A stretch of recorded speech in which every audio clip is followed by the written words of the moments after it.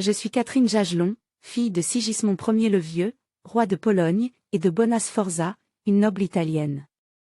Je suis née dans le faste du palais royal de Cracovie en 1526, héritière d'un riche patrimoine culturel, religieux et politique. Mais ma destinée ne se limita pas à la Pologne.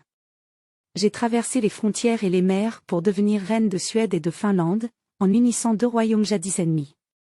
Mon histoire s'inscrit dans une époque de grandes tensions religieuses et politiques en Europe.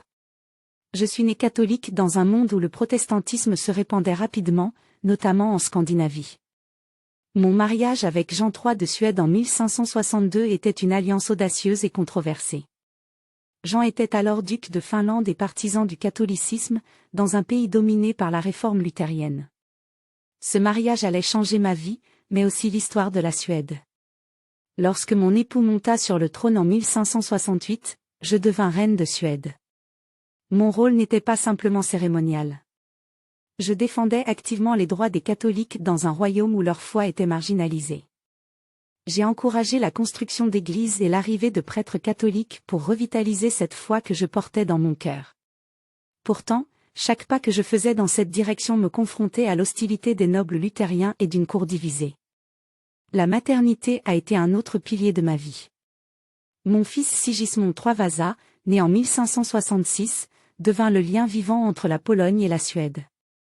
Élevé dans les traditions catholiques, il allait plus tard régner à la fois sur la Pologne et la Suède, unissant ces deux royaumes sous une même couronne pendant une brève période. Cette union, bien que fragile, était le rêve que mon mariage avait initié. Je dois aussi évoquer les défis personnels et politiques que j'ai affrontés.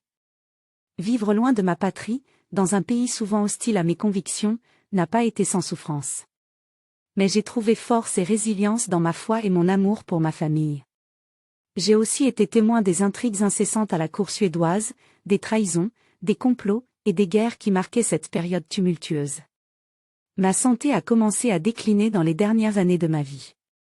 Je suis décédée en 1583, à l'âge de 56 ans, laissant derrière moi un héritage complexe. En tant que reine, mère et femme d'État, j'ai servi de pont entre l'Europe orientale et occidentale, entre le catholicisme et le protestantisme. Mon rôle dans l'histoire n'a peut-être pas été celui d'une conquérante ou d'une grande réformatrice, mais il a été essentiel pour jeter les bases d'une alliance entre deux mondes. Aujourd'hui, mon histoire résonne encore comme un témoignage des défis et des compromis que les femmes de pouvoir devaient faire dans un monde dominé par les hommes. Je suis Catherine Jagelon, et ma vie fut un chapitre fascinant de l'histoire européenne, une vie de foi, de courage et de diplomatie dans une époque de grands bouleversements.